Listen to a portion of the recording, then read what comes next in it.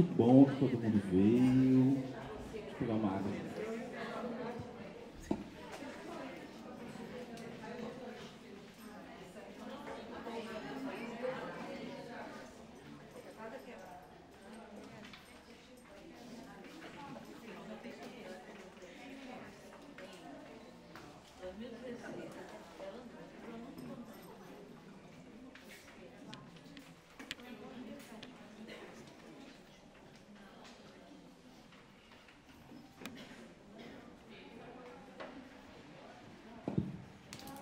Oi, oi. Pessoal, bom dia. Bom dia. Tudo bem com vocês? Tudo bem. Eu estou muito feliz de saber que as alunas da Alfa Unipac, né, gente? Da Alfa Unipac lá de Antônio Dias vieram nos visitar, viajaram aqui para Ipatinga. Como é que foi a viagem, gente? O ônibus estava confortável? Edivaldo dirigiu direitinho? Ele é um ótimo motorista, nosso parceiro. Eu queria começar primeiro pedindo para vocês transmitirem meu agradecimento para o Marcílio, que é o secretário de Educação, não é isso? De Antônio Dias, que nos ajudou a mobilizar esse grupo. Já é a 4ª vez que a gente recebe professoras e educadoras de Antônio Dias. Quem já vê informações de professores nossos aqui? Levanta a mão. Você. Que ótimo, muitas pessoas. E você que é a nossa presença VIP em todas, né? Que ótimo. Pessoal, meu nome é João, eu sou coordenador da ação educativa do Instituto Uzi Minas. Esse ano, o Instituto Uzi Minas completa 30 anos de ações de responsabilidade social aqui no Vale do Aço e região.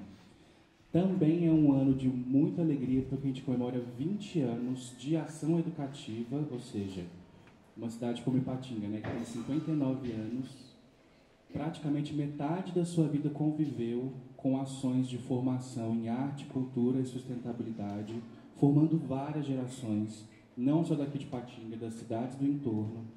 E a gente, desde o ano passado, está com esse espaço aberto, que é o Centro de Memória Uzi Minas. Quem já veio aqui? Vocês já vieram sozinhas, com escola, com família? Só para eu entender. Você já veio com escola, é? Ótimo. Então, antes da gente começar, eu já quero fazer um convite para vocês. O Centro de Memória Uzi Minas tem 3 espaços expositivos permanentes, uma sala com uma exposição de artes, uma sala memorial e uma sala que chama Sala Grande Hotel, porque esse prédio ele foi o primeiro hotel de Ipatinga. Foi tombado como patrimônio histórico em 2000 e desde 2021 abriga o Centro de Memória Uzi Minas. Então, eu quero que vocês voltem com as escolas, entrem em contato com a ação educativa para agendar. A gente está aberto de quarta a sábado, de 10 às 18 horas e domingo de 10 às 13 horas, tá bom? Então, espero ver vocês aqui novamente. Mas hoje a gente está aqui para conversar sobre um assunto que eu acho que conversa muito com... Eu fiquei sabendo que hoje é o dia da pedagoga e do pedagogo, é isso? Então palmas para vocês, porque hoje é o dia de vocês. Que legal que vocês vieram comemorar com a gente hoje, conversar sobre esse assunto que tem muito a ver com educação em sala de aula, e educação fora do espaço de sala de aula, que é o nosso caso aqui, educação em museus e centros culturais, né? A gente trouxe hoje uma pessoa muito querida para a ação educativa, que também ajudou a construir essa história, que é a Valquíria Prates. Ela vai conversar com a gente sobre como entender o legado que os ateliês e as escolinhas de arte deixam para a gente hoje, como que as escolinhas de arte podem nos inspirar a pensar nossas práticas em sala de aula e fora dela, hoje, como pedagogas, educadoras, enfim, pessoas que estão interessadas em pensar educação através da arte, através de outras áreas também.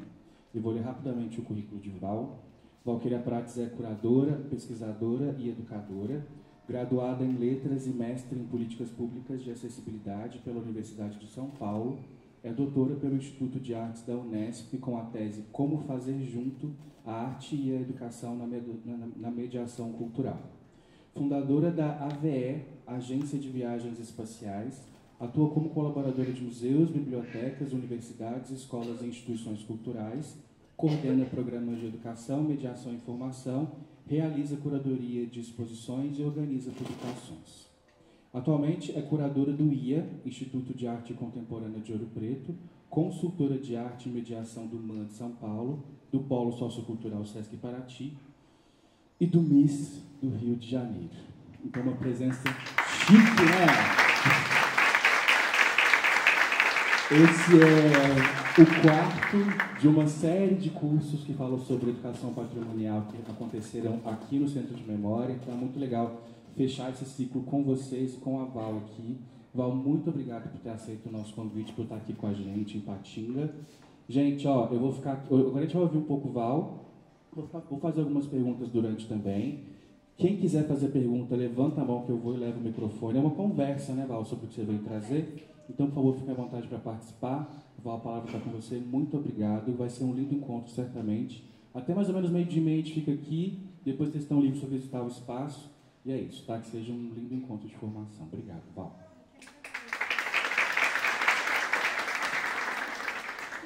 Então, olha, estou super feliz também de estar aqui. Acho que é bem especial mesmo ser um dia de celebrar o que é ser professor, professora, pedagogo, pedagoga. E eu que agradeço. É sempre muito bom estar aqui. Acho que já são muitos anos já de colaboração com o Instituto também, né? Desde ainda de quando quem pensava o educativo era a Sirlene, e talvez algumas de vocês a conheçam, e aí ter a presença do João e da Pompeia e da equipe linda aqui é visitar esse lugar, conversando com essas pessoas é sempre muito bom. Então, para quem puder retornar e para quem puder aproveitar isso hoje, nesse tempinho que a gente tem depois da conversa, acho que todo lugar aqui respira arte, cultura, patrimônio. Acho que é uma oportunidade para todo mundo, né? Como que eu pensei, ouvindo um pouco das expectativas da equipe aqui, entendendo de onde vocês vinham, eu pensei da gente ter uma conversa bem, assim, honesta, tranquila, sobre onde está a arte na nossa vida, como que a arte chegou, o que a gente pode fazer com ela, entendendo que o pedagogo, a pedagoga, somos profissionais de base. A gente pensa desde essa primeira formação, quando as pessoas estão aprendendo a falar, a ler o mundo, para além da sua própria casa. É o primeiro lugar, né, onde uma pessoa que está no mundo, a partir de um núcleo familiar ou a partir de uma instituição que ocupa esse lugar do cuidado, essa pessoa vai para um primeiro lugar fora da casa dela, e esse lugar é a escola. E para além da escola tem esses outros espaços, tem a escolinha de futebol, tem a escolinha de arte, a aula de violão e todas essas coisas onde as pessoas aprendem coisas também. Mas hoje a gente vai conversar sobre o que a gente aprende, por que existe arte. E tem uma longa trajetória de saberes acumulados, por isso que a gente está dizendo que é do patrimônio imaterial, né? Tem uma longa trajetória de professores, artistas, educadores e outros profissionais que escolheram entrar nesse lugar onde as pessoas aprendem a conhecer o mundo, a nomear as coisas, mas essa porta de entrada é pelas artes, de alguma maneira, ou vendo arte, ou fazendo arte. E isso a gente está falando de artes visuais, a gente está falando de dança, de música, de teatro e por aí afora. Então, tem alguns pressupostos da nossa conversa no dia de hoje. Primeiro, quando junta um tanto de gente sabida assim, não dá para ficar só em mim a conversa. Então, vocês também podem se conhecer e se ouvir. Para além do caminho aí que veio no ônibus, ou seja lá qual foi o trajeto, para além do convívio usual de vocês, a gente tem esse tempo, e é um privilégio ter esse tempo, também para vocês se ouvirem sobre algumas coisas específicas que eu trouxe aqui hoje, como se a gente pudesse reorganizar a nossa narrativa da nossa história com as artes. Mesmo quem acha que não tem nenhum contato, elo, formação em artes, talvez descubra aqui, conversando com as colegas, que sim, que tem arte, que teve arte desde sei lá quando, e aí a gente começa então, nesse primeiro momento, fazendo uma conversa, uma escuta miúda entre vocês. E depois a gente vai chamar umas 3 pessoas para dividirem por onde vocês passaram, tá? Então assim, olha, primeira pergunta que a gente recebe quando a gente chega lá no Instituto de Artes, lá na Unesp, em São Paulo, é: onde foi que você, na sua história de vida, encontrou a arte a primeira vez? Por que essa pergunta é importante? Porque para algumas pessoas foi na toalhinha de crochê do filtro de barro da casa da avó. Para outras pessoas foi no recreio, descobrindo que a amiga fazia balé e aí, puxa, existe balé, nunca ouvi falar disso. Mas pera, mas eu não vou fazer balé, eu entendi que tem outras danças que talvez sejam mais legais que balé, ou não. Sempre vai chegar pelo contato com o mundo e pelo contato com o outro. Às vezes chega pela escola, às vezes não. Às vezes chega pela escola sem ter aula de arte. Ah, eu descobri o desenho no recreio porque a gente jogava imagem e ação e aí eu desenhava. E aí aquele lugar é o primeiro contato com o desenho, o primeiro contato com a arte. Ah, só visitei a primeira exposição da minha vida quando eu estava com 32 anos. Antes disso eu só sabia que existia museu de arte, mas nunca visitei, nunca olhei para os artistas, para as obras de arte, enfim. Então, vale tudo aqui nessas respostas que vocês vão dar umas para as outras, vocês vão contar umas para as outras. Se ouvir, a gente vai dar um tempinho para isso. Mas aí eu acho que eu vou pedir para colocar as perguntas aqui, então, né? Só para a gente ter assim um foco, assim, um pouquinho nesse começo. Vamos ver. Sair da frente, né? Então, olha só, um conjuntinho de 3 perguntas para começar. Quando a arte entrou em sua vida, onde ela está hoje e para onde você quer ir com ela? São essas 3 perguntas.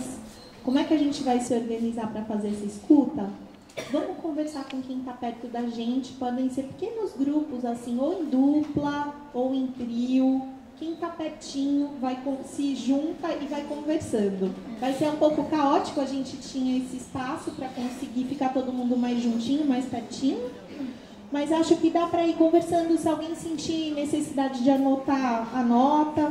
É mais para vocês poderem se ouvir um pouco, tá bom? A gente tem entre 5 e 10 minutos para fazer isso, tá bom? Começamos.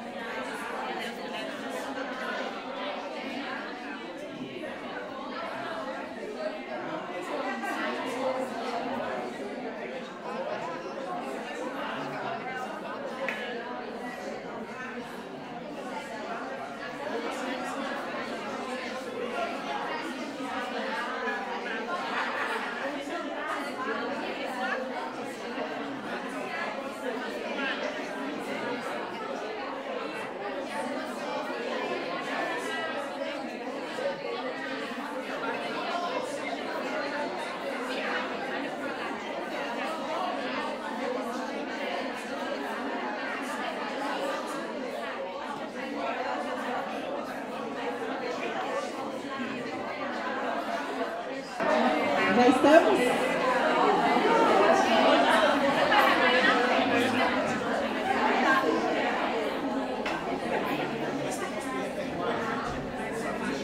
Tudo bem, hein? Rendeu a conversa, gente? Rendeu, né? Ó. Rendeu. Tô vendo. Tá rendendo. Que bom.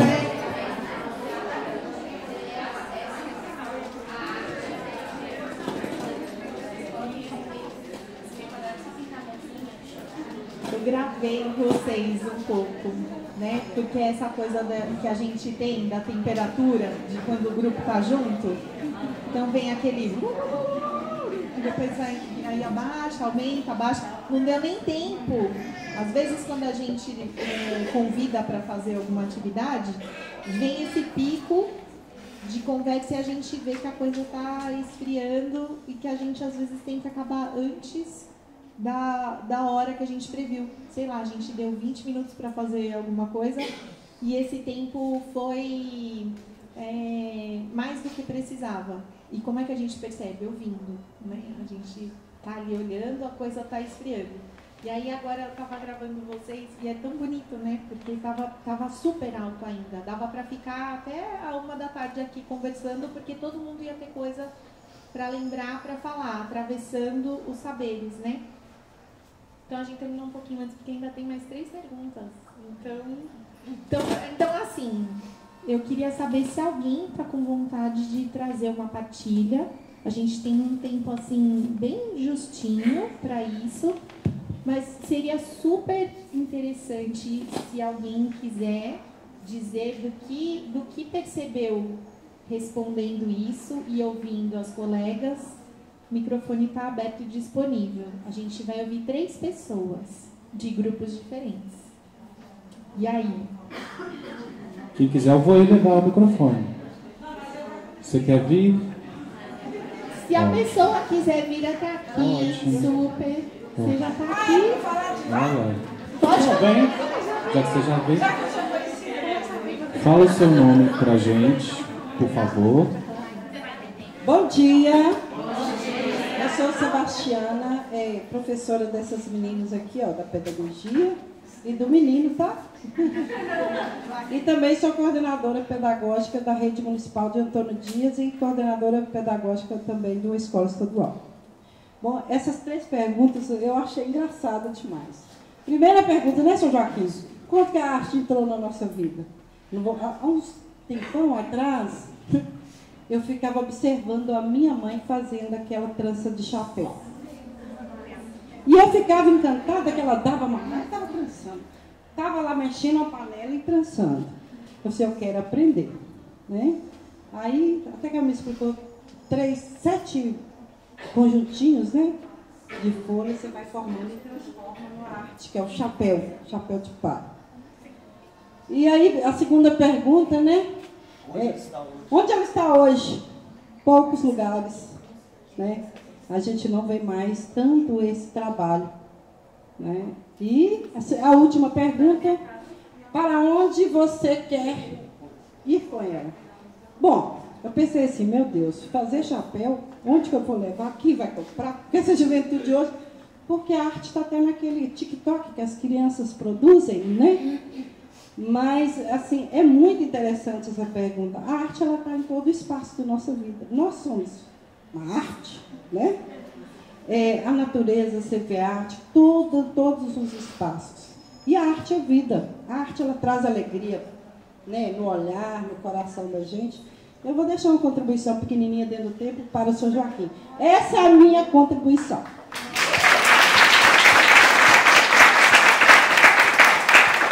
E eu quero agradecer por participar de um encontro maravilhoso desse. Eu fiquei encantado com a senhora, muito jovem.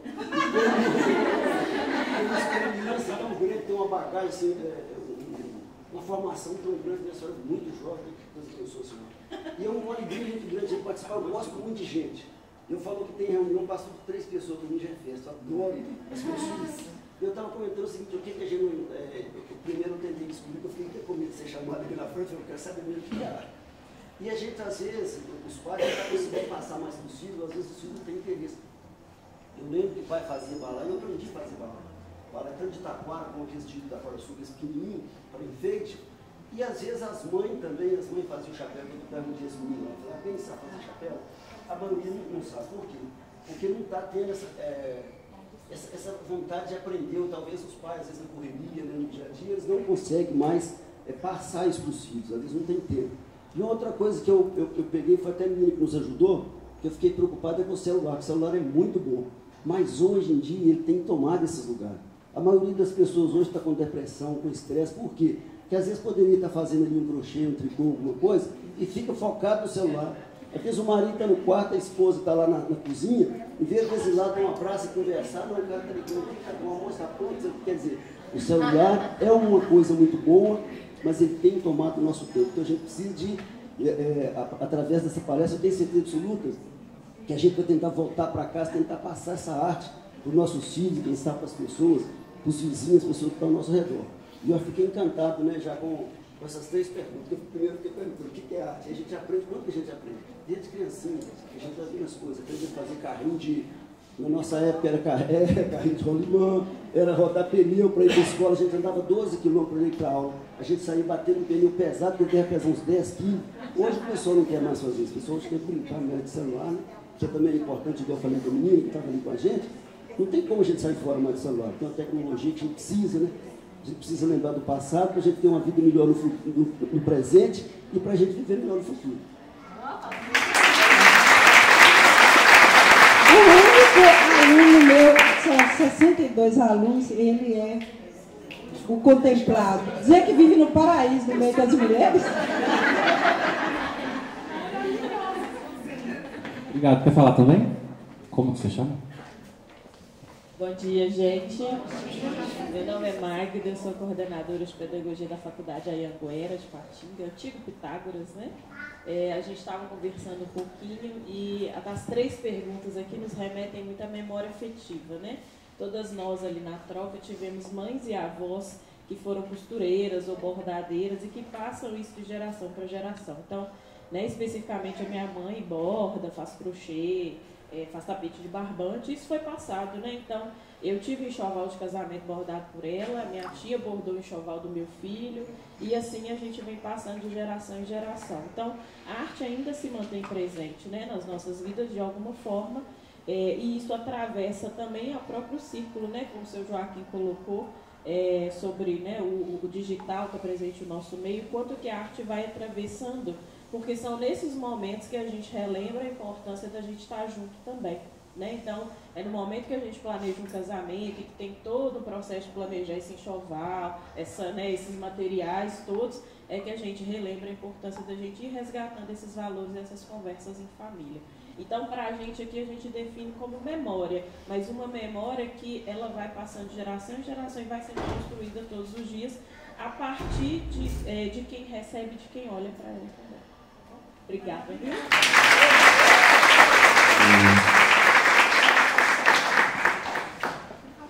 Você também? Bom dia, gente. Bom dia. Meu nome é Cristina, eu faço parte dessa maioria de futuras pedagogas. A arte na minha vida sempre esteve. De mãe que me ensinou a desenhar, tia que me ensinou a bordar, mas eu não gosto de bordar. Pintura é o meu foco, é o que eu gosto mais. Então, assim, a arte para mim, sempre eu quis ensinar. Eu faço pedagogia, mas olhando sempre na arte. As meninas que trabalham comigo no grupo da faculdade, a gente fez até um projeto que lembra o seu projeto quando você falou de arte na escola. Que o meu sonho é levar a arte para a escola, arte mesmo. Então, a gente fez esse projeto de arte na escola e foi muito bom. Eu sempre faço na escola onde eu trabalho, que eu já sou professora. Então, é uma coisa assim que as crianças gostam demais. E tem professor que tem um pouco de preconceito. Mas a arte é uma coisa que desenvolve muito as crianças, em todos os pontos, não é? Então, a arte para mim, gente, é assim, eu adoro arte, está em mim, eu gosto de arte. O meu futuro aqui, onde você vai estar com a arte, eu quero estar com a arte na sala de aula com meus alunos, para fazer essa memória que todos nós falamos aqui, eles lembraram, a tia Cristina é aquela da tia da arte, que me ensinou a fazer isso, que me ensinou a fazer aquilo. Então, esse é o meu foco na arte, na escola. Tá? Obrigada. Obrigado, Cristina. Quando quer falar, dá tempo de mais um?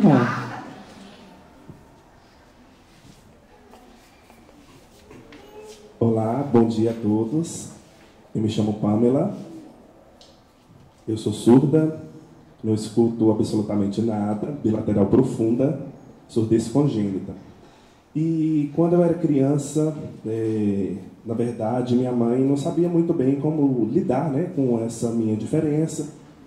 E até descobri o que eu gostava, né? E em relação a isso, a minha mãe descobriu que a literatura, quando ela era mais visual, eu gostava mais. E eu gostei muito, eu me lembro de um dicionário da Xuxa, não sei se vocês se lembram, era muito legal, porque tinha as palavras, tinha o alfabeto, nos ensinava muito, porque além das palavras, do significado, ele era um dicionário ilustrado, porque eu não conhecia muito bem as palavras.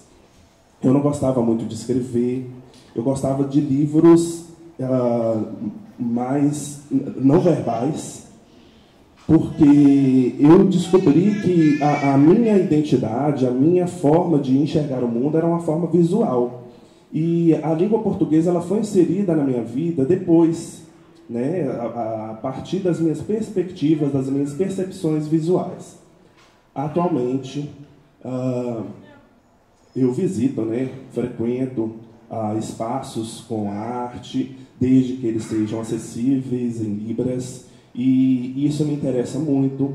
Eu gosto de frequentar espaços com dramaturgias que sejam com intérprete de Libras, porque quando eu era criança, eu me lembro que eu frequentava esses espaços, mas eu via só as bocas se mexendo e não entendia absolutamente nada, então não fazia sentido para mim. Desde quando há a presença de um profissional que trabalha com interpretação em Libras, a minha vida assim, muda completamente a minha percepção, a minha forma de enxergar. E eu me lembro também, né, com os shows, os espetáculos circenses, eu adorava ir quando eu era criança, por se tratar de espetáculos mais visuais, com poucas falas, e isso me alegrava muito.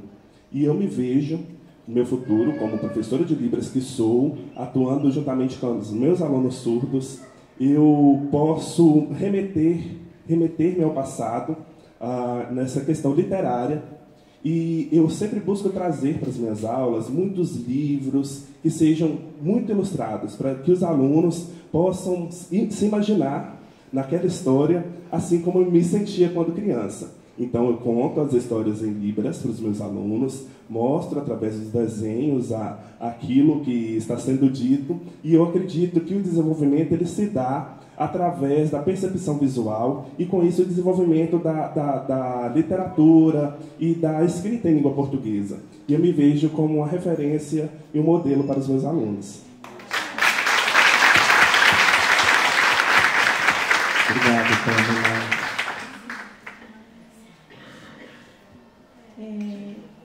Eu acho que é por isso que é tão bom, quando a gente junta tanta gente assim, poder se escutar, poder perceber como de cada pessoa, mesmo sendo uma mesma profissão, cada pessoa se organiza e se estrutura a partir das suas vivências. Foi bonito isso do livro ilustrado que a Pamela trouxe, né? Tem uma artista visual que é ilustradora, que chama Kiveta Pakovska. Ela faleceu esse ano, aos 94 anos de idade, acho, ainda escrevendo e ilustrando livros. E ela dizia que o livro ilustrado, em muitas cidades do mundo inteiro, é a única galeria de arte que uma pessoa vai entrar na vida inteira. Porque você pode, talvez, nunca ter a oportunidade de entrar numa exposição, mas um livro ilustrado vai passar pela sua mão de alguma maneira. Seja um gibi, que junta a palavra e imagem, seja um livro ilustrado sem palavras, que é esse que a Pamela trouxe aqui pra gente, que é um super recurso para qualquer idade. Se a gente estiver falando de leitura de mundo, juntar palavra e imagem ou juntar uma sequência de imagens, a gente já tem ali alguma coisa para a gente começar a conversar com qualquer pessoa, inclusive com uma pessoa de 3 anos, né? Não é uma pessoa que vai ser ainda, é uma pessoa que já é uma pessoa com 3 anos e já tem muita coisa para trazer para a gente, né? Achei muito bom essa pergunta. Então, puxa, para responder essas 3, eu preciso, então, entender o que é arte. E aí, tem tanta definição possível e a gente não escolheu nenhuma aqui hoje específica. Tudo que vocês trouxeram é. Agora, a gente, dentro das exposições, a gente entende que o trabalho, a obra de arte que está na exposição, que foi feita por uma artista ou por um artista, é arte. Mas não é só isso que é arte. Quando uma pessoa dança numa festa ou na rua, ou quando uma pessoa dança numa apresentação no teatro, a gente está dizendo de pessoas que estão dançando e, portanto, estão fazendo arte. Entretanto, a dançarina no teatro ou uma companhia de dança num teatro tem profissionais que investigam aquilo como linguagem. E aquela é a profissão deles. E aquela dança é chamada de arte dentro desse contexto onde aquilo é uma apresentação que tem público, que tem gente que vai conhecer, tem gente que vai, vamos falar assim, interpretar, apreciar, vai ali ter um momento de ver uma pessoa, um profissional das artes fazendo a sua arte. Mesma coisa na exposição, mesma coisa numa apresentação musical. Mas, quando nós... Aí eu estou falando nós assim, pessoas que não são artistas. Eu não sou uma artista profissional. Então, quando eu faço arte, eu sei que eu estou fazendo arte. Mas eu não estou fazendo arte para partilhar com um público. Eu não estou querendo colocar o que eu faço num lugar da arte. Quais são os lugares da arte? Teatro, cinema, museu, galeria, na rua. A gente tem arte de rua, né? Enfim, várias modalidades, né? Literatura. Literatura, coitada da literatura, como dentro da escola a literatura está na língua portuguesa, ela fica deslocada das artes. Mas agora com a BNCC a gente tem linguagens. Então a gente tem as artes junto com a língua portuguesa, junto com o inglês, junto com educação física como linguagens. O que é isso? Por que será que a educação física foi parar dentro desse lugar das linguagens? A gente está falando de um corpo que se expressa, de um corpo que aprende a se colocar no mundo, de um corpo que aprende a descobrir os seus limites. A gente está falando dos sentidos. E aí parece sempre que a educação física está num lugar muito distante das artes, mas não. Então, nesse lugar da linguagem, eu acho que esse é o coração do trabalho, né, da educação formal, da pedagogia principalmente. Porque as crianças primeiro passam por dentro desse pensamento de aprender a nomear o mundo. Vai para a escola para aprender os nomes das coisas e como as coisas se relacionam entre elas. Então, do que vocês trouxeram aqui, muito bonito ver que as artes estão nos nossos rituais, né, nas nossas festas que marcam momentos importantes da nossa vida.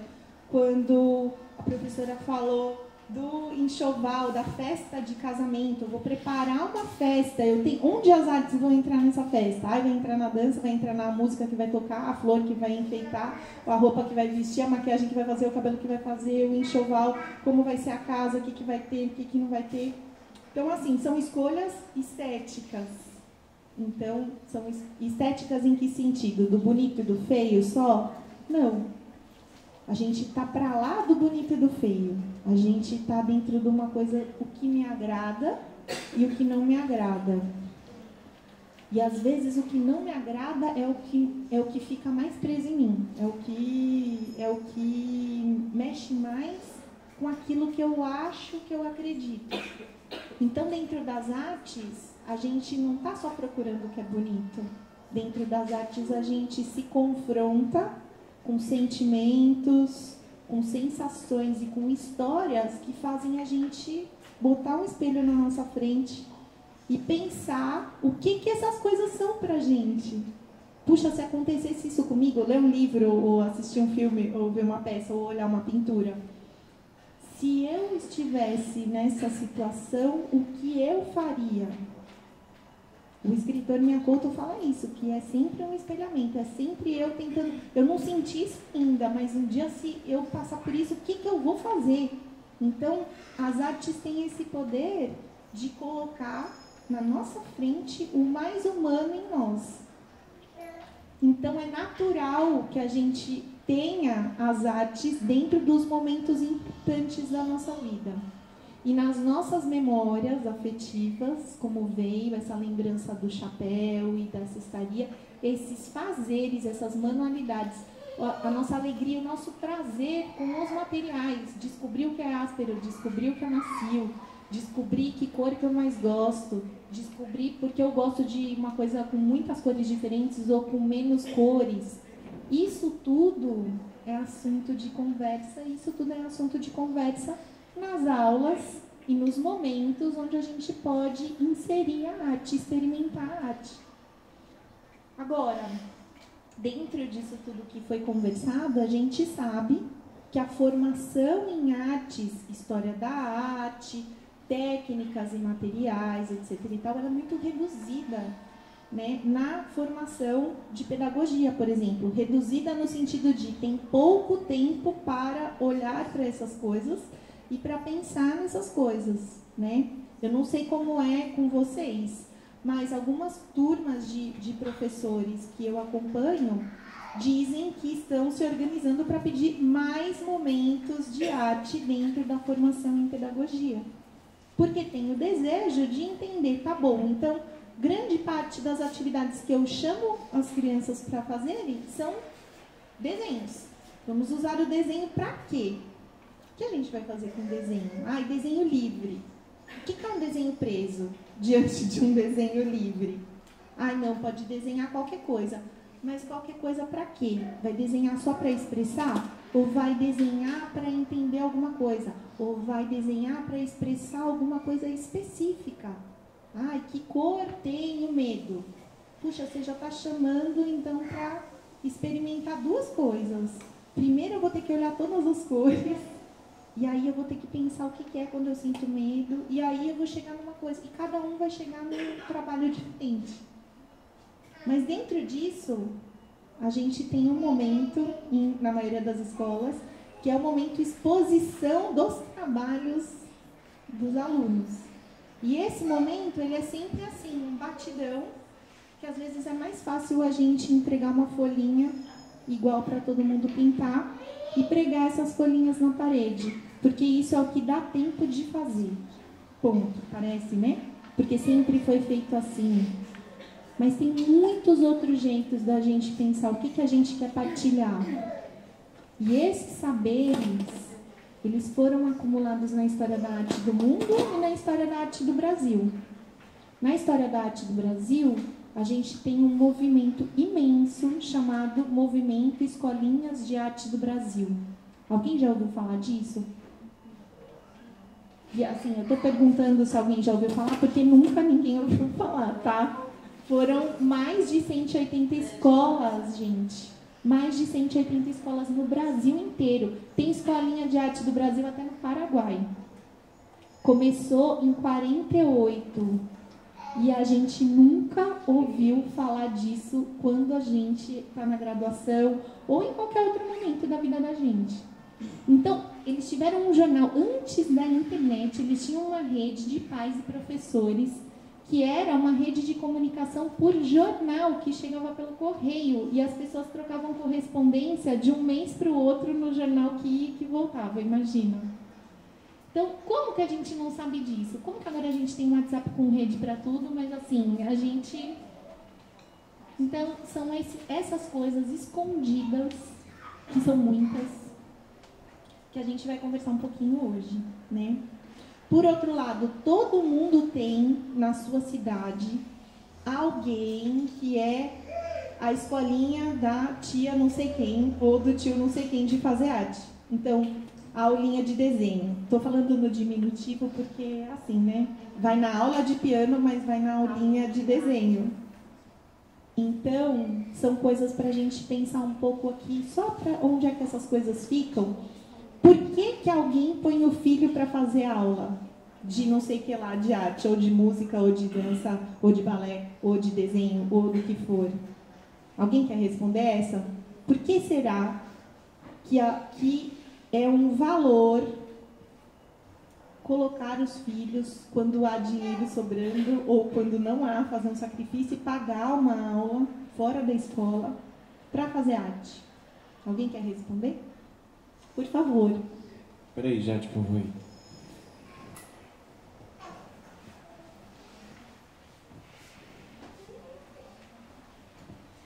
Naturalmente, os pais observam que as crianças, na sua maturidade, gostam mais dessas linguagens. Então, eles escolhem o estudo dos filhos de acordo com a escolha que os filhos mesmos fazem, quando há essa abertura dentro da família. Mais alguém? Eu tinha uma escolinha de arte, né? uma salinha de arte aqui mesmo no Cariru, quando eu morava aqui em Patinga. E geralmente as crianças que procuravam esses trabalhos, as mães, os pais, era para quê? Para ajudar na concentração da criança.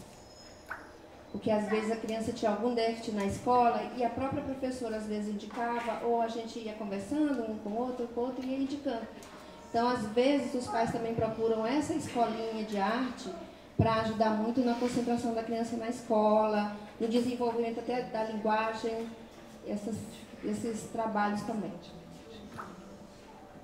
Mais alguém quer responder essa? Eu falo alto esse microfone não, tá? Não precisa não, é na gravação. Há uns anos atrás, na minha época de adolescente, eu acho que isso foi muito status. O pai colocava porque, meu filho faz isso, meu filho faz aquilo. Eu acho que saiu daquele foco assim, vamos fazer porque é legal, porque é gostoso, porque a maioria de nós, que tínhamos condição, que a maioria das pessoas também não tinha, ia por obrigação. Eu não ia por obrigação porque eu já vivia a arte dentro da minha casa, então não tinha obrigação. Mas a maioria das pessoas, eu tinha que sair da minha cidade para fazer essas aulas em Timóteo, Fabriciano, que em Antônio Dias não tinha acesso a essas coisas, além da minha casa, que minha família toda vivia arte. Mas aí eu era obrigada, tinha coisa que eu fazia que mesmo eu não gostando, eu ia. Entendeu? Eu ia, mandou ir, tô indo. Porque é um status, a família tem o filho dançarino, a família tem o filho sabe fazer balé, por exemplo. Eu odiava esse tal de balé. Eu odiava, mas eu tinha que ir lá fazer o balé, porque menina faz balé.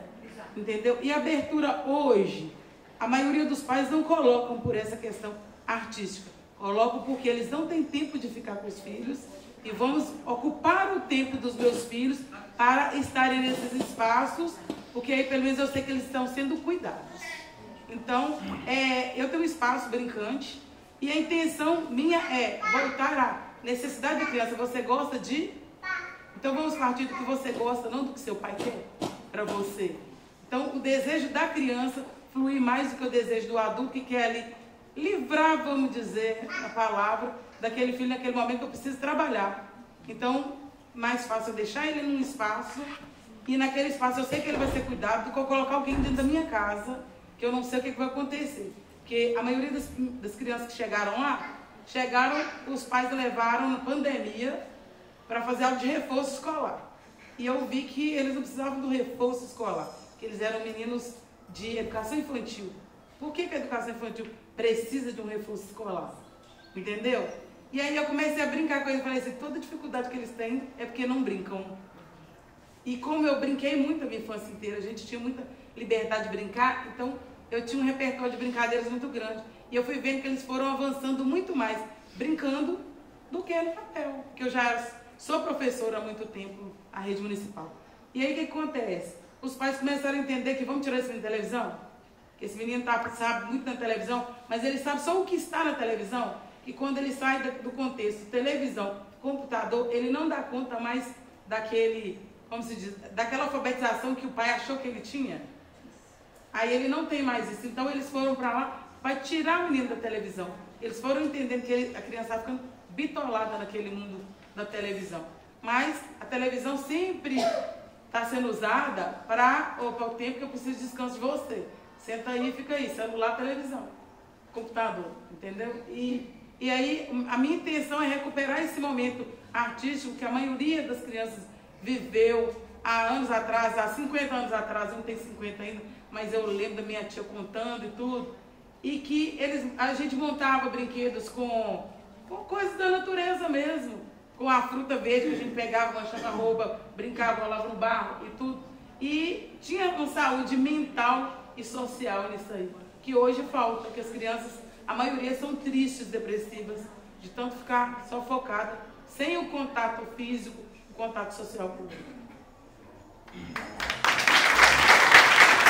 Evaldo, sabe uma coisa que você contou me lembrou, assim, como que essa relação, sei lá, com esses dispositivos eletrônicos, ela, por exemplo, na minha época, a minha resposta para essa pergunta, por exemplo, né? A televisão era o momento de ficar junto na família. Então, assim, meu primeiro contato com arte foi assistindo novela e filme com a minha família, com meu pai, com a minha mãe e com a minha irmã. Então a gente parava, sentava lá no sofá, via, comentava, depois ia no locador devolver, sabe assim? Então, como que hoje é muito diferente disso, né? Hoje, sem fazer nenhum julgamento de valor, mas enfim, as pessoas, esses aparelhos, eles tiram da gente essa capacidade de estar junto, né? É como se a gente agora, você está aí para poder ter sossego, agora você está aí para você concentrar, né? Então, isso é uma diferença que eu vejo a partir dessa fala que você colocou, assim, da minha relação com esses aparelhos. Essa concentração de hoje, eles concentram na TV, mas a maioria não consegue contar o que eles viram na TV. Não consegue compartilhar. E a gente tinha mesmo esse momento de, opa, vamos comentar, porque eu lembro que na minha casa a gente assistia novela, e as novelas eram tão, como se diz, promíscuas quanto são hoje. Só que os pais sempre sentavam com a gente e comentavam sobre o que era correto ou não para a sua atitude socialmente falando. E hoje não, o menino assiste em livre demanda. Então ele conclui o que é melhor para ele, sem interferência do adulto que já vivenciou, que já conhece o perigo que aquilo ali pode trazer. Né? Tinha uma outra cultura também da gente ver se a gente não queria assistir aquele filme, por ser essa coisa de ir na locadora e pegar um filme, a gente assistia o mesmo filme. Porque hoje cada um senta e assiste. Eu vejo meu quarto, vejo minha série, meu pai tá na sala vendo o filme que ele quer, minha mãe tá no quarto vendo o vídeo no YouTube que ela quer. E não rola mais essa coisa do vamos sentar e escolher um filme para todo mundo ver esse filme, consumir aquele tipo de arte ou aquele tipo de linguagem. Total. Desse...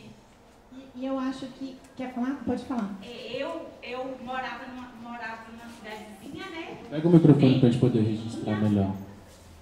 E não tinha, assim, muita televisão disponível naquela época, né, para todo mundo. E eu tinha uma casa onde tinha uma televisão e eu me lembro que eu costumava ir lá, eu ficava olhando a televisão da janela e eu tinha um hábito de decorar as propagandas. Então eu decorava tudo que era falado, eu decorava. E eu chegava na minha casa e aí a gente brincava, né? A gente sempre brincou muito na minha casa. Eu sou de uma família, né? Nós somos 9 filhos e eu lembro que eu falava, né? Os meus irmãos sentavam e eu falava aquelas propagandas todinhas, assim, como se eles estivessem vendo na televisão, né? E eu me lembro que eu acho que eu tinha uns 7 anos, eu decorei uma propaganda que era de um óleo de carro, né? Era uma mulher com um vestido preto, com um decote enorme e uma fenda na perna, e ela falava assim: vou acabar com o seu carro e o seu casamento, vou sujar velas, válvulas e anéis. E eu falava assim, era uma coisa assim. E eles ficavam escutando como se eu fosse a própria televisão, sabe? E eu decorava propaganda política, sabe? Eu imitava os candidatos e eu falava exatamente, né, daquela maneira que era ali. Mas era uma coisa prazerosa, porque tudo que não te toma tudo que não te coloca refém é muito prazeroso, né? O uso abusivo das coisas, em tudo, em rede social, em qualquer coisa que for, se há um exagero, faz mal, né? Tudo tem que ser prazeroso.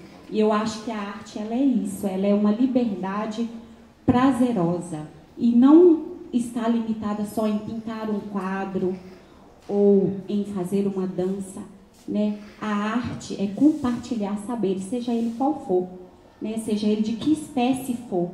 E é gostar que todo mundo possa participar. Eu acho que quando a gente, como pedagogo, né, que somos, né, que eu acho que falar futuro, eu acho uma bobagem, porque nós já estamos aqui, né, nós somos o agora, né, e a gente tem que prestar atenção nisso, porque a educação em si, ela precisa do agora, né, e eu acho assim, quando a gente pensa em fazer um curso, né, Ludiane, que eu tenho o prazer de conhecer ela, já fui lá na escolinha dela, fiquei lá umas 2 horas, saí de lá toda pintada.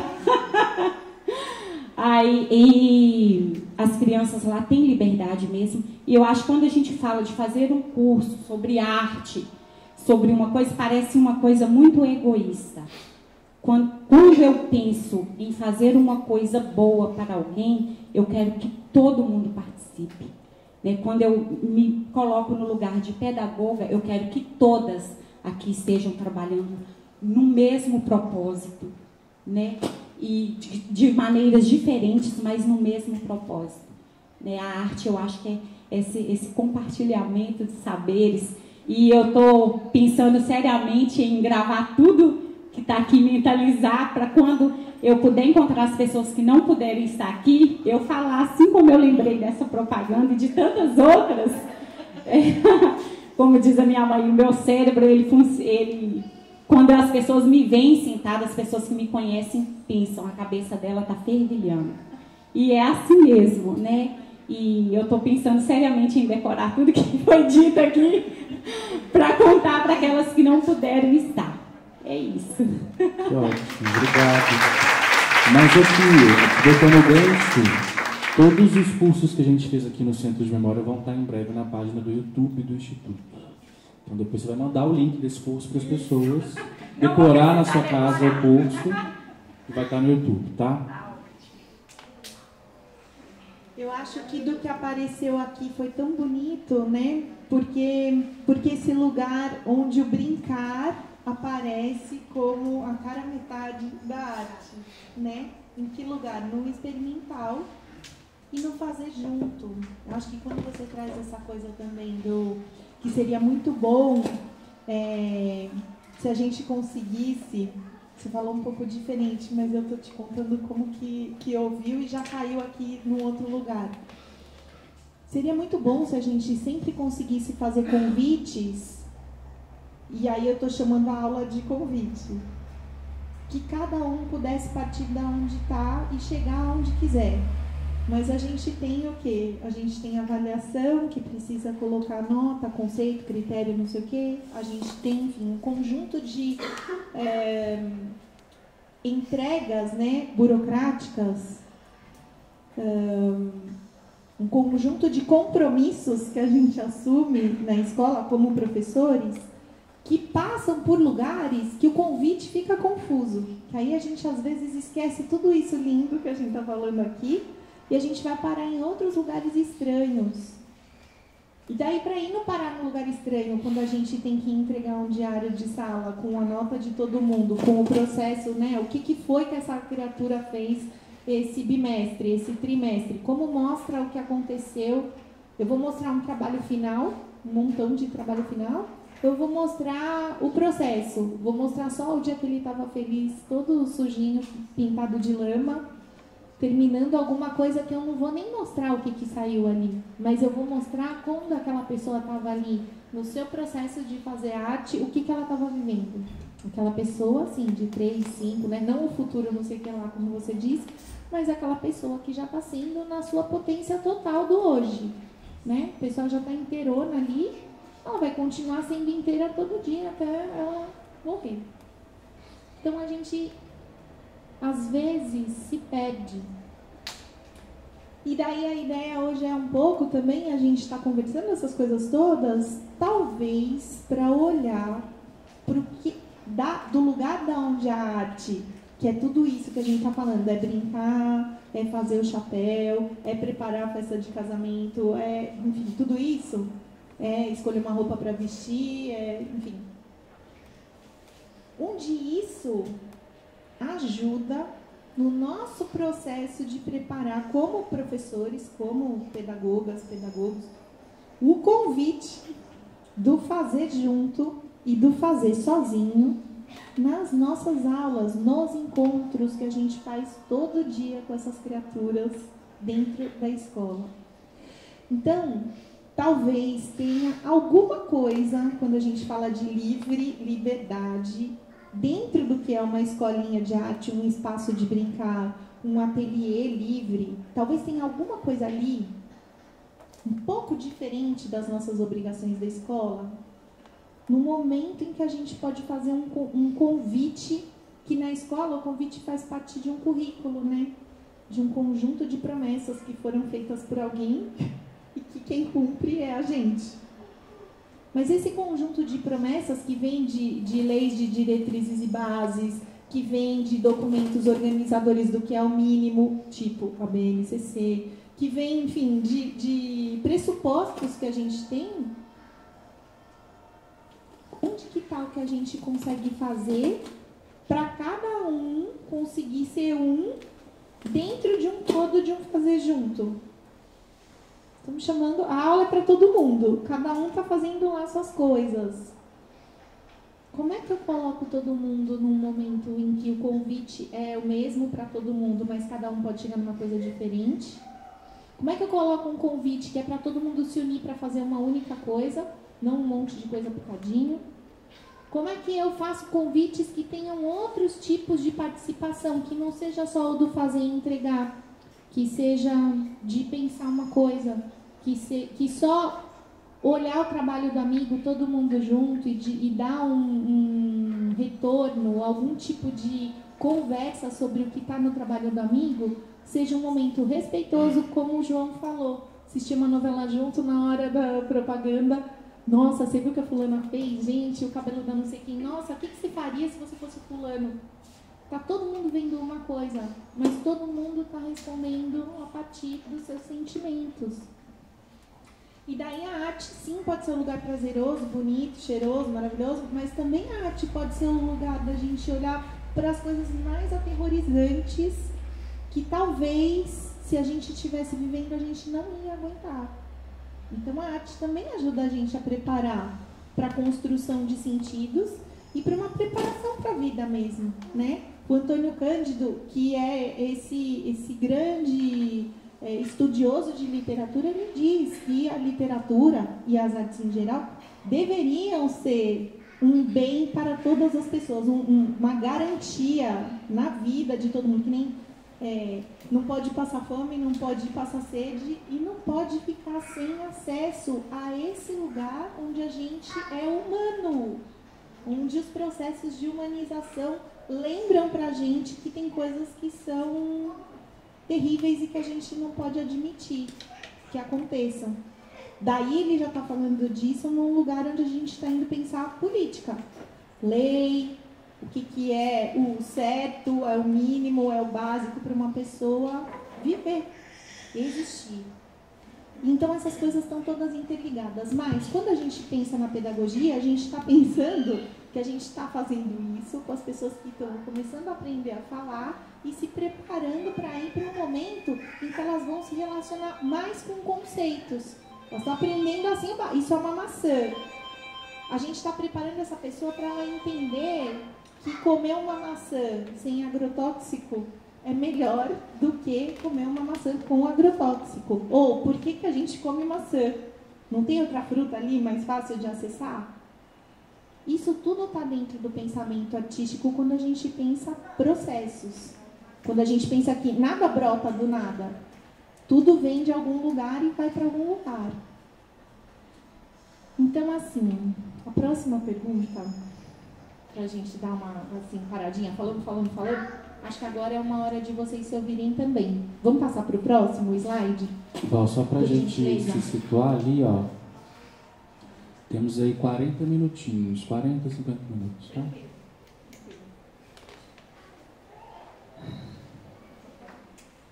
Todo mundo está enxergando? Então tá. Eu acho que agora a gente vai ter 5 minutos para responder isso. Por favor, pode ler? O que podemos aprender com as artes para viver uma vida com sentido? 5 minutos, tá? Porque daí a gente vai olhar como, em 2 casos, esse dilema foi enfrentado por um conjunto de pessoas que queriam alguma coisa diferente. Acho que vocês podem ir pelo caminho de vocês aí. 5 minutos, vou contar no relógio, tá?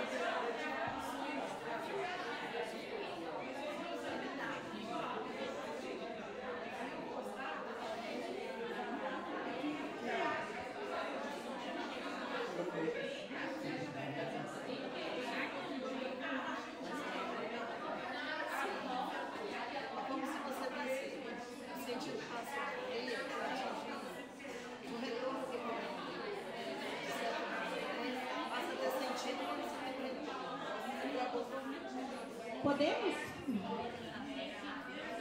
Deixa eu ver aquele finzinho assim da...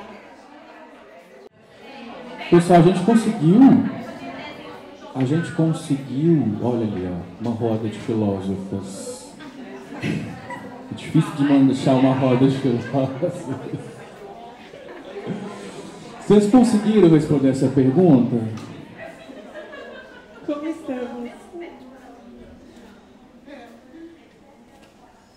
A gente até queria dar mais tempo, mas assim, para vocês terem o tempo de visitarem o Centro de Memória, que eu acho que é isso, vocês já estão aqui, precisa aproveitar para conhecer a exposição, as exposições, né? Acho que a gente está falando tanto de arte, então é muito bom que vocês visitem a exposição aqui atrás, especialmente um tempinho maior ali. E é por isso que a gente deu só 5 minutos. E também porque eu quero mostrar um material que eu separei e que vocês vão receber depois por e-mail, mas que eu quero mostrar para vocês um pouco disso que são essas duas experiências. Mas antes, quem que quer responder essa daqui, que eu acho que é a mais difícil de todas as perguntas e que é para voltar com ela para casa, né? Quem quer o microfone?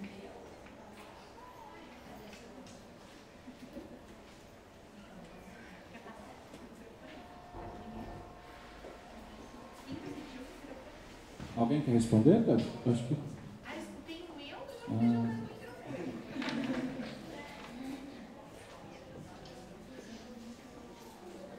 Pode falar, não. Não tem pressa, aí não avançaremos sem a resposta. Na roda das filósofas, não sei, cadê a roda das filósofas?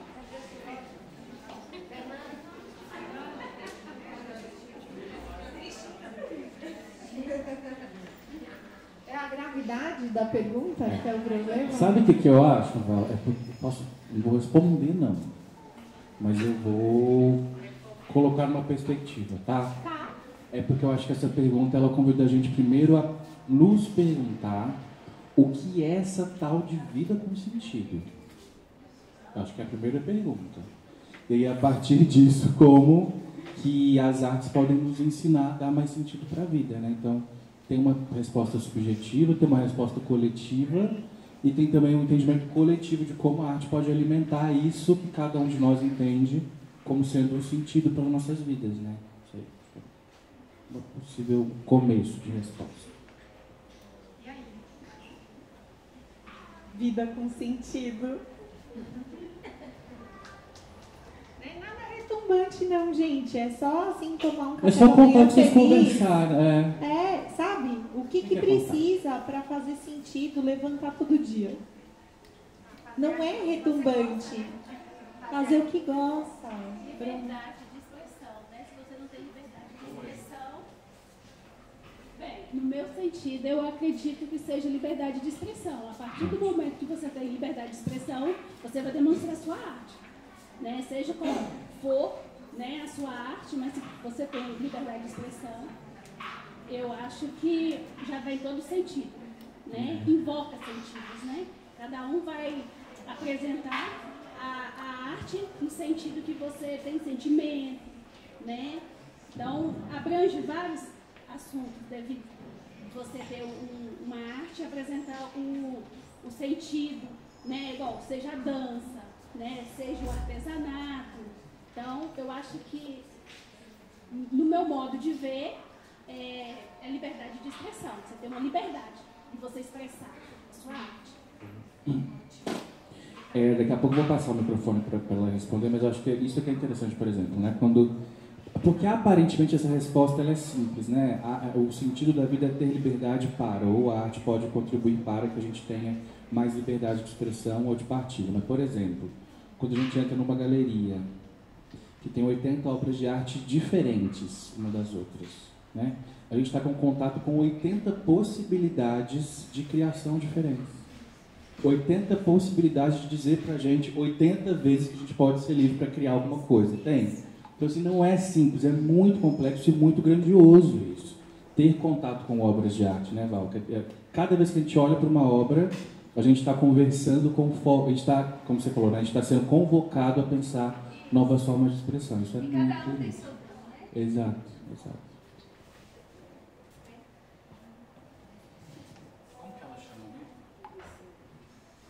Eu me chamo Alessandra e a minha contribuição é que a arte ela amplia o nosso vocabulário, as nossas linguagens artísticas, ela contribui também para a nossa cognição. Eu posso dizer também cognição visual, vou dar esse nome.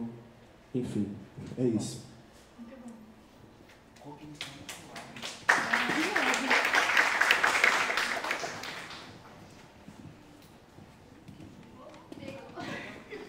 Bom dia para todas e para todos os homens, para todos. Bom né?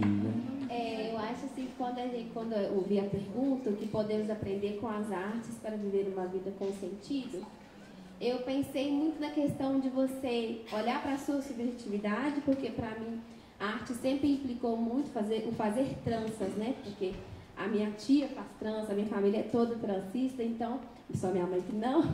Mas eu penso que a arte também, a gente, como eu falei da cultura e da subjetividade da pessoa, a gente não pode falar de arte sem falar em cultura também, aquilo que o outro carrega de cultura de si.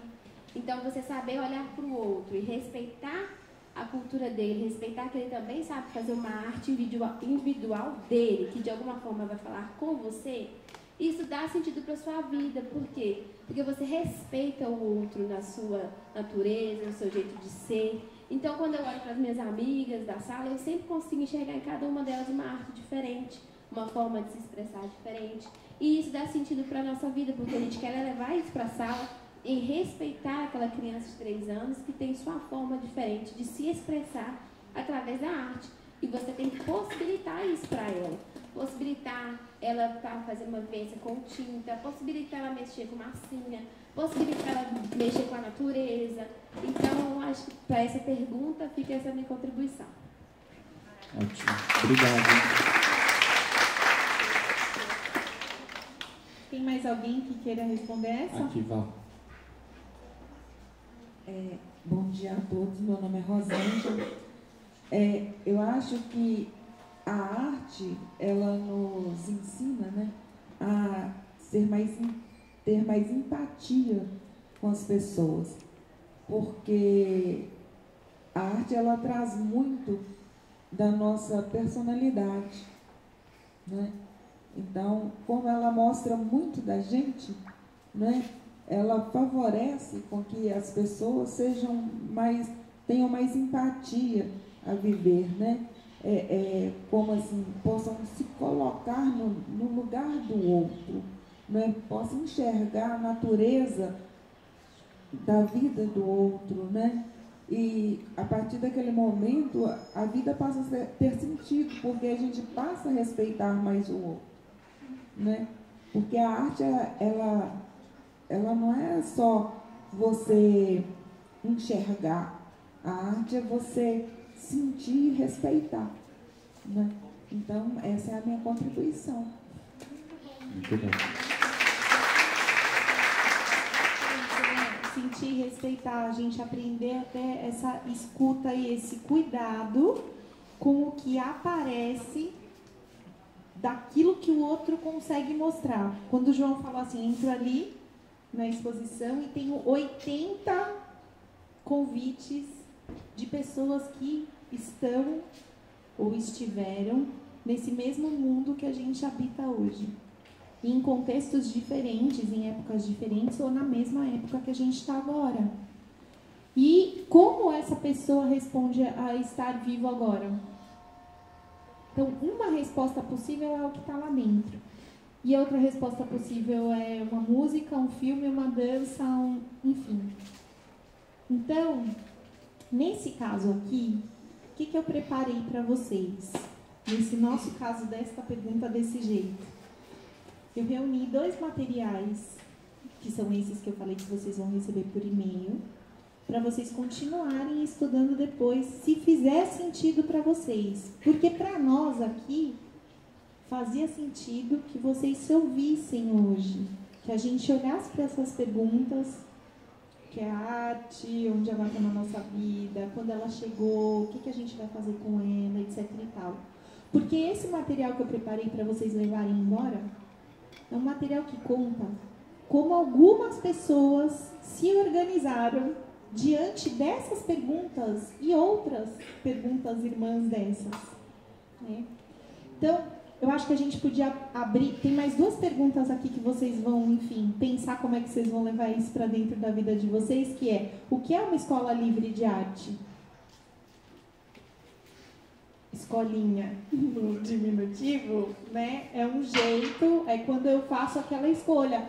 Vou abrir uma escolinha de arte. Tá, eu tô querendo o que com isso? Para que uma escolinha livre se eu tenho X aulas na semana que eu posso ter arte dentro da escola básica? Por que eu preciso de um outro espaço?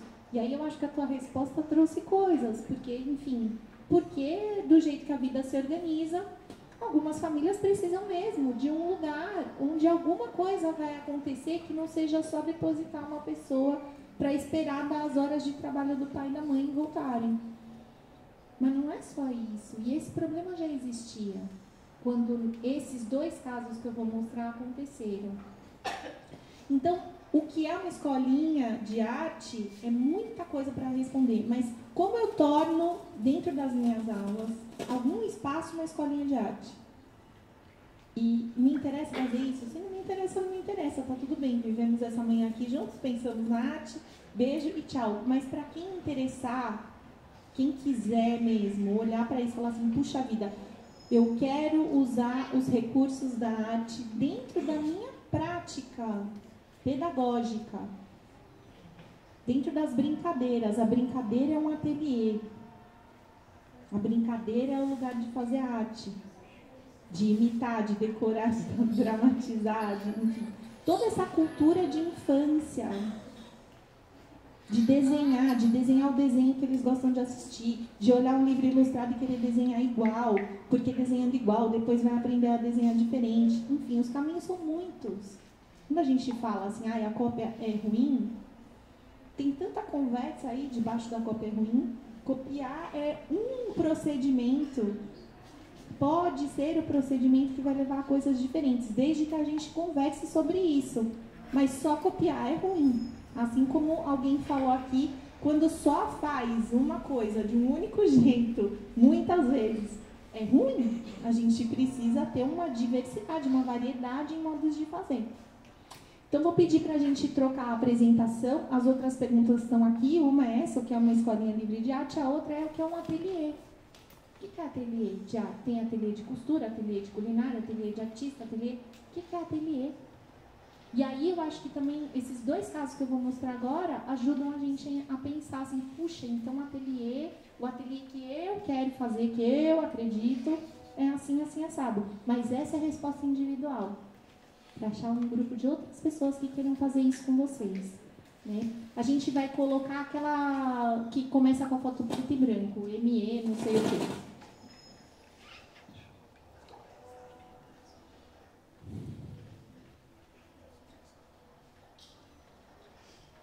Então, a gente tem esse material aqui, foi um material, um livro, um PDF, que reúne a história do movimento Escolinhas de Arte do Brasil.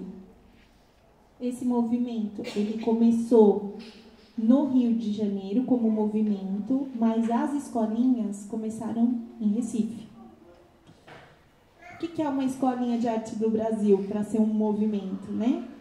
Então, artistas, pesquisadores, educadores, professores se reuniram ali naquele momento, 45, 48, 50 do século passado, e começaram a pensar, e isso não foi só no Brasil, isso foi no mundo inteiro, muitos grupos de profissionais ligados à educação e às artes se reuniram.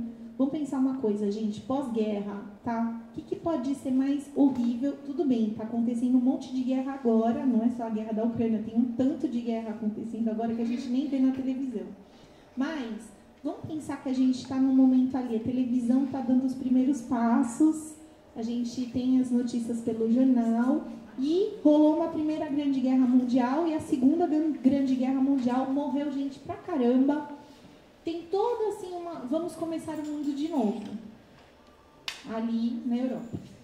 Esse pensamento, vamos começar o mundo de novo, ele afeta a filosofia, as artes, a ciência, tudo que a gente conhece de acessibilidade hoje, tecnologia assistiva, começa ali naquele momento, porque muita gente, de algum modo, perdeu algum tipo de mobilidade ou perdeu algum tipo de habilidade sensorial.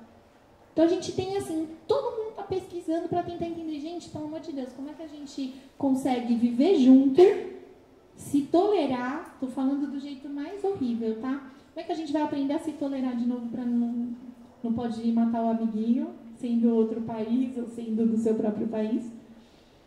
Como é que a gente vai viver dentro do nosso corpo, esse corpo que perdeu um braço, uma perna, esse corpo que, enfim, perdeu a visão, esse corpo, né? Ou esse corpo que perdeu a sustentação psicológica para conseguir viver num mundo que fica cada vez menos estável. Então, a gente tem ali muita pesquisa de saúde mental acontecendo, tá? Anos 40. Pós-guerra, 50, 60, 70, a gente está vindo num crescente de pesquisas. Todas essas coisas levam para a pergunta como viver uma vida com sentido, depois de ter visto tanta coisa horrorosa acontecer na Segunda Guerra, como se fosse só a Segunda Guerra que tivesse oferecido coisas horrorosas para as pessoas, né? Então, hoje, a gente ainda vive contextos de guerra, mas o impacto do modo de contar a notícia da guerra e a devastação que aconteceu mesmo, isso junto pega o imaginário de todo mundo que está pesquisando, todo mundo que está tentando, puxa, quero fazer, entre 50 aspas, um mundo melhor e com paz. Né? E aí a ideia de paz é uma coisa bem específica, enfim... Coisa bem específica que a Unesco e a ONU implantam nesse mundo sem guerra, um mundo que não vai ter guerra. Para isso, a educação é uma das tecnologias, uma das ferramentas, ou um conjunto de ferramentas muito importante. E aí as artes entram nesse lugar da humanização dentro da educação. Então, isso é para chegar nas escolas. Mas esse pensamento que vai chegar nas escolas vai chegando com formação de professores no mundo inteiro, vai chegando com documentos orientadores, vai chegando com tudo. E aí, em cada lugar, as pessoas que acreditam nisso, eu quero viver num mundo melhor, e não tem nada de errado em querer isso. O problema é quando o mundo melhor só cabe X pessoas de um jeito determinado. Então, a gente foi abrindo e nomeando coisas desde então para entender o que é viver num mundo melhor. Qual é o sentido do que é melhor? Melhor do que o quê? Melhor do que a Segunda Guerra? Bom, não precisamos de muita coisa para ser melhor que a Segunda Guerra. Pronto. Então, muitas pesquisas acontecendo nesse momento, mas tem uma especial que eu vou destacar aqui, que é um lugar que chama Reggio Emília, na Itália, onde tudo foi devastado. Vocês já devem ter escutado essa história em algum lugar. Não sobrou pedra sobre pedra. Os homens desse lugar, muitíssimos, morreram. Então, essas mulheres desse lugar tiveram que se reorganizar para ter educação para os filhos. E nesse processo de reorganização, tem essa pessoa, Loris Malaguzzi, que pensou que a vida podia ser muito interessante se na escola a gente pudesse experimentar coisas na prática. E deu o nome disso de ateliê. Então, essa pedagogia Reggio Emília, você aprende arte e ciência em estado de ateliê. Ou seja, você vai pegar 10 pedrinhas com as suas crianças ali, e aí você vai estudar essas pedras, peso, textura, cor, aí você vai fazer, enfim, um semestre inteiro estudando as 10 pedrinhas que você pegou. Ou você tem um outro projeto, uma educação por projeto, que está super na moda agora, a gente escuta isso em toda parte, né? Mas os projetos, eles têm a ver com o imediato da vida. e não se separa arte e ciência. E eles estão lá desde os anos 40, eles estão tentando fazer isso chegar no Fundo 2 e não conseguem. Eles só conseguem fazer isso da educação infantil até o fim do Fundo 1. Quando vai virar para as disciplinas no Fundo 2, já fizeram várias tentativas, várias formas, não vai para frente. Porque o compromisso com o currículo pede outras coisas, outras avaliações, outro tipo de medição. Então, não vou entrar muito nisso agora, eu acho que quem quiser super vai atrás, né? Tem um livro que é muito importante que chama 100 Linguagens da Criança, quem quiser ir atrás, é um super livro, tem PDF na internet.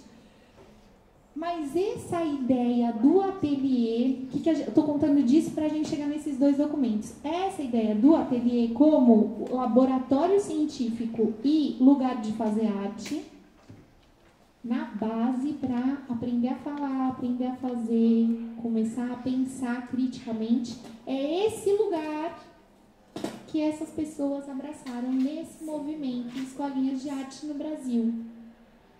Esse movimento se inspirou em muitas pesquisas diferentes. A ideia de ateliê aqui é um ateliê fora da escola, um movimento pressupõe que o pai tenha dinheiro para pagar, porque assim, não tem que nem hoje tem Lei Rouanet ou algum tipo de apoio extra, não tinha nada. Então, as pessoas que fizeram o movimento precisavam dessa mensalidade, como a gente paga uma aula de balé, uma aula de capoeira, uma aula de dança afro, uma aula, enfim, violão, o que for. Então, isso era pago. Então, não era todo mundo que conseguia participar.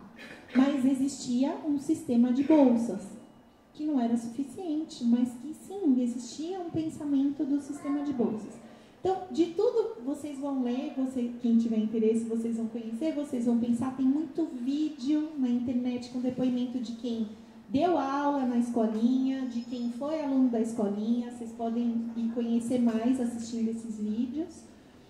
Mas a coisa é a seguinte, eles fizeram o que eles conseguiram dentro daquele grupo que participava disso. Então, como o movimento começa no Rio de Janeiro, em 48, nas mãos de um professor que era artista.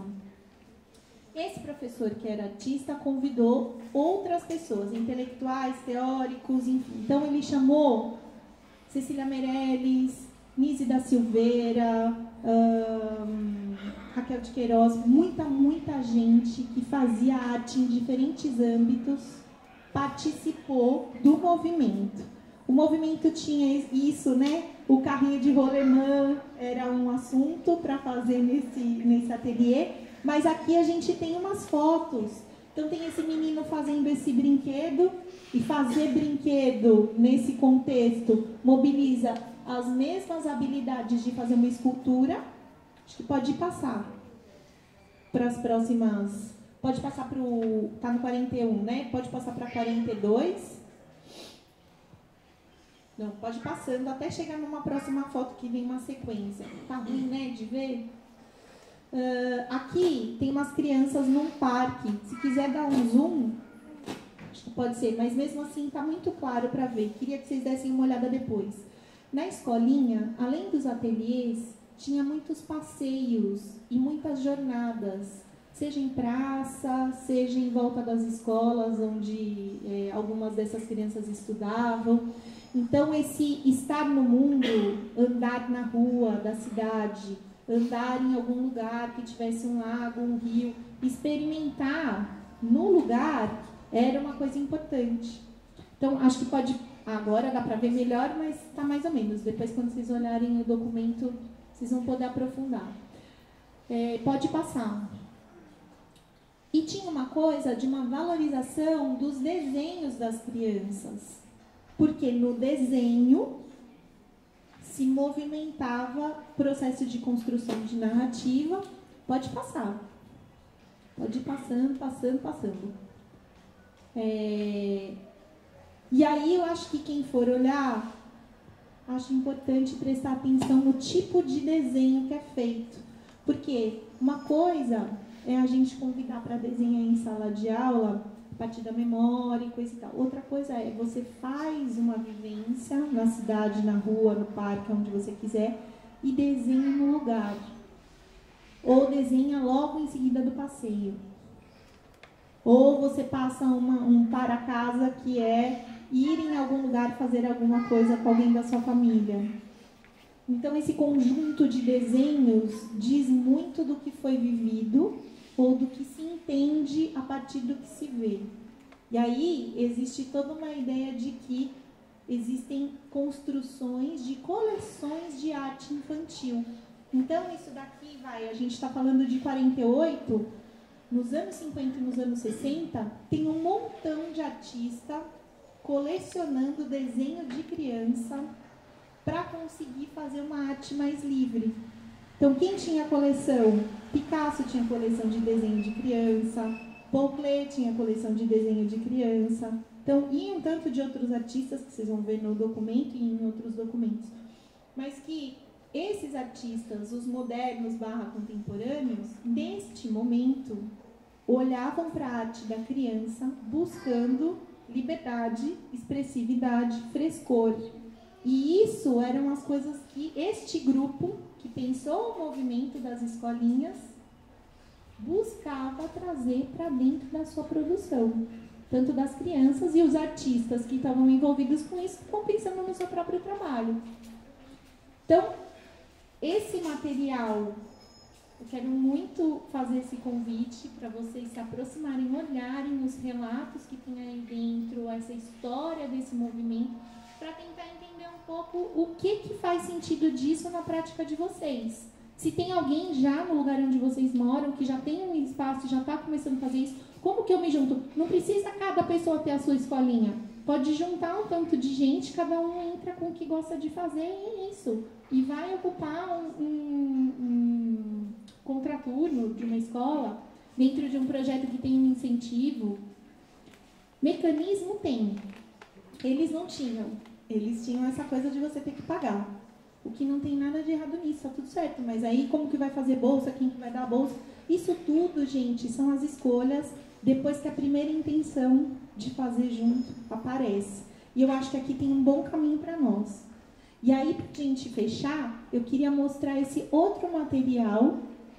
Esse outro material é assim, ó. A Valéria, que é minha irmã, que está o nome dela no documento, e a Carmo Malacrida, a gente fez esse intercâmbio entre crianças brasileiras e crianças japonesas no ano passado. Era tipo o fim da pandemia, não, né? Era aquele momento onde a gente estava começando a abrir, mas então essas crianças só se viram por vídeo. E a gente juntou isso, tá um PDF assim, cheio de defeitos, tá? Mas eu não vou ter vergonha de botar na roda, então ele é um material ainda em construção, ele vai virar um livrinho, mas ele é um rascunho disso. E a gente já está abrindo para vários professores. Por quê? Porque a gente tem aí um dossiê da fala desses 3 professores, desse professor do Japão, dessas 2 mulheres que têm escolas livres de arte em Presidente Prudente, no interior de São Paulo. Então, a gente tem aqui nesse dossiê as respostas deles para essas perguntas que a gente percorreu juntos aqui hoje, e a gente tem um projeto de cada um com artes, com um conjunto de crianças, e o que está em jogo para cada um deles. Por que eles estão fazendo arte com essas crianças? E o que eles colocaram na roda? Porque daí o final do projeto foi, a gente mandou os postais de uns para os outros. Então criou uma rede que essas crianças receberam os trabalhos que vieram dos outros ateliês. Tudo isso aconteceu, e aí eu acho que isso é uma coisa muito bonita, porque existe esse homem chamado Takeo Sawada, que foi um dos imigrantes japoneses que chegou em Presidente Prudente nos anos 20, eu acho. Não, a família dele começou a vir para o Brasil antes, e ele chegou no Brasil, acho que nos anos 40, 50. Ele como imigrante, agricultor, ele era escritor e artista e educador. Então ele dava aula de escrita, mas ele também dava aula de arte. E dentro desse ateliê dele, passaram centenas de pessoas, alguns se tornaram artistas, mas ele criou o jeito dele de fazer arte. Então imagina, gente, dentro de uma cidade pequena, no interior de São Paulo, esse homem, junto com as associações, como ele conseguia juntar as pessoas, ele foi fazendo isso, que é construir uma coleção de arte infantil. Fazendo a produção dele, ele se dizia um artista impressionista, porque essa foi a formação dele quando ele saiu do Japão com 14 anos, ele já fazia aulinha de arte fora da escola. Estou chamando de aulinha porque ele fazia fora, né? E ele trouxe isso com ele. E o que a gente tem aqui, só aconteceu esse intercâmbio porque a Carmen Malacrida, que foi aluna dele, que também tem uma escola em Presidente Prudente, abriu esse arquivo e a gente fez uma exposição contando o que é arte para esse homem que era, ao mesmo tempo, agricultor, artista e professor de arte. Então, olhando para o trabalho dele, esses outros ateliês pensaram o que é fazer arte para estar no mundo, enquanto criança. Então, o que tem aqui é esse material que não está circulando para ninguém ainda, mas que eu achei que era importante deixar para vocês olharem como esses 3 ateliês se organizam. E a diferença brutal entre os 3 ateliês, entre os 3 contextos de vida desses 3 professores. Aí a gente então vai preparar esse e-mail com tudo isso junto. Acho que pode dar uma passadinha aí, só para a gente... Pode passar. Para dar uma olhada aqui, cara, que tem o material. A gente vai organizando os capítulos, mostrando como a pessoa organizou o ateliê para fazer as atividades, o que é importante para essa pessoa quando ela pensa as aulas e os encontros. Aí, em alguns ateliês tem mais dinheiro para material, em outros tem menos. Então, como é que se contorna, né, o problema do recurso?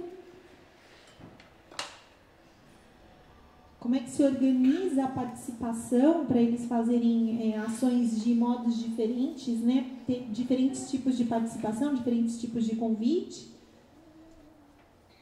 Enfim, e aí vocês vão poder acompanhar isso e tem um conjunto de 4 vídeos contando não só do intercâmbio, mas também contando o que é arte infantil, o que é ateliê de arte. E aí esse material vai todo chegar organizado para vocês.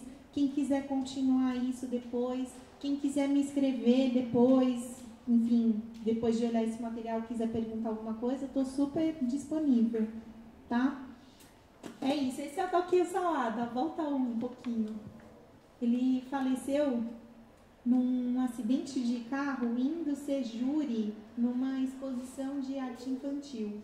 Então tudo parece uma vida que é um filme, assim, porque pensar que ele estava indo para um lugar montar uma exposição de arte infantil e no caminho acontece essa tragédia, né?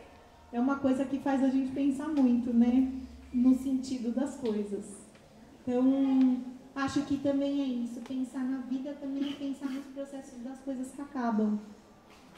E pensar os processos de aula, os convites que a gente faz, a gente sempre precisa também pensar em que medida o que a gente está convidando para fazer fica aberto e em que medida algumas coisas a gente tem que fechar para ir para outra.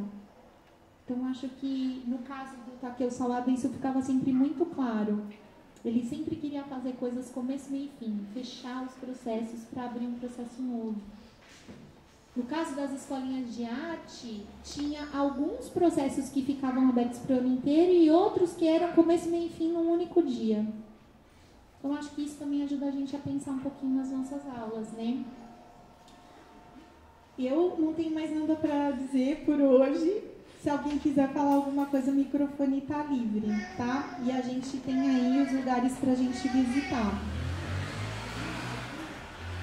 Eu quero falar, primeiro eu quero pedir palmas para a Val.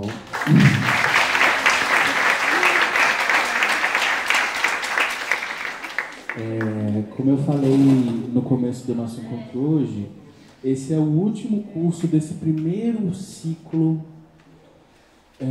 que para nós é muito importante, que eu estou chamando de ciclo, porque assim, fazer esse lugar que a gente está hoje, conversando com a Val, que já conversamos com a Maria Eugênia, com a Carol, com a Zaita, com o Rodrigo, com as escolas, com os nossos educadores, fazer esse lugar vivo, né?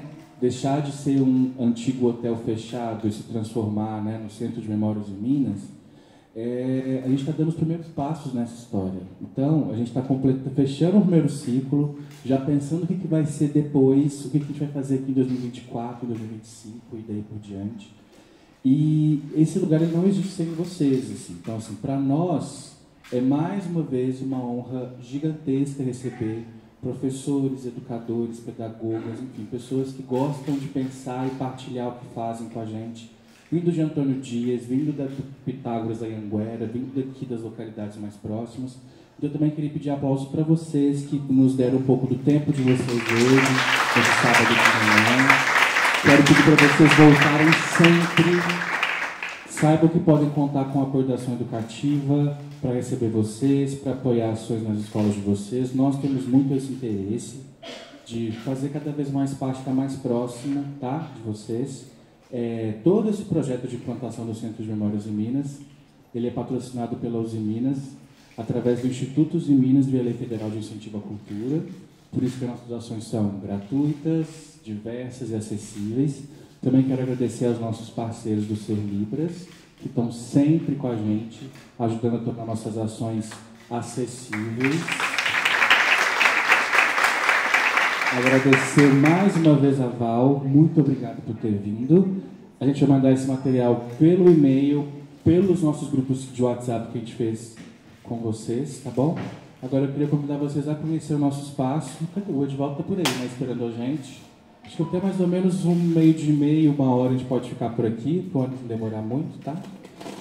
Mas é isso, gente. Muito obrigado, adorei, foi lindo. E até a próxima. Dia 24 de junho, deixa eu fazer o convite. Dia 24 de junho, lá no Centro Cultural Usiminas, lá no Horto, do lado do shopping, tem um outro curso de formação que chama O que Podemos Aprender com as Questões de Gênero. Também é um sábado, às 10 da manhã, a gente vai receber o Renan Quinalha, professor, advogado, ativista dos direitos LGBTQIAP+. Então, também gratuito, também emitindo certificado. Quem tiver interesse, é só entrar no nosso Simpla e fazer a inscrição. É isso. Obrigado, gente. Bom final de semana. Até a próxima.